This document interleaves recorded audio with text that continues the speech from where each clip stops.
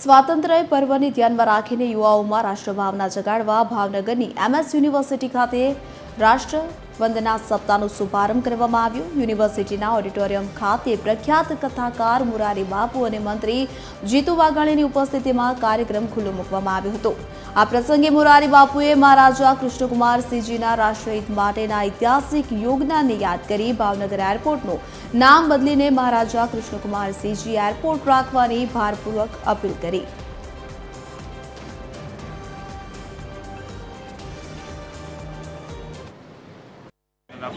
આ એક નવો વિચાર છે યુનિવર્સિટીએ પોતે ઇનિશિયેટિવ લઈને 15મી ઓગસ્ટ નજીક છે ત્યારે યુવાનોમાં રાષ્ટ્રભક્તિ, રાષ્ટ્રપ્રેરણા અને વંદે માતરમ ગાનનું મહત્વ અને વંદે માતરમ દ્વારા આપણું કર્તૃત્વ, આપણો વ્યવહાર માની મોદી સાહેબના નેતૃત્વની અંદર રાષ્ટ્રભાવ, રાષ્ટ્રીય એકતા અને ભારત ઉદયને વિકાસ બધું થઈ રહ્યું છે ત્યારે નવી પેઢી આપણી ધરોહર સાથે જોડાય, આપણા ઇતિહાસ સાથે જોડાઈને આપણા ભૂતકાળને વાગોળતા રહે।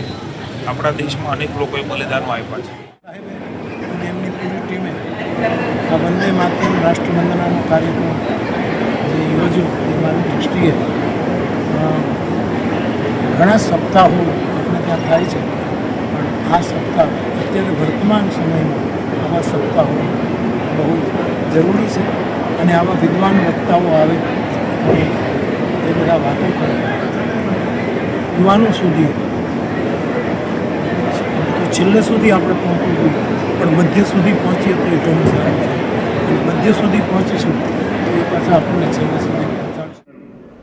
યુનિવર્સિટી કૃષ્ણકુમારસિંહજી બાપાના નામે છે એમ ભાવનગરનું એરપોર્ટ પણ એના નામે ચડવું જોઈએ। હું વ્યાસપીઠ ઉપર પણ બોલતો રહ્યો, પ્રવચનોમાં પણ બોલતો રહ્યો।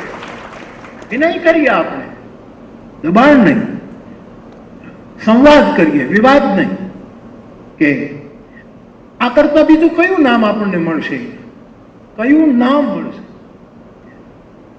જેની લોકો માનતા હતા। કૃષ્ણકુમારસિંહજીના નામની માનતા મનાતી હતી।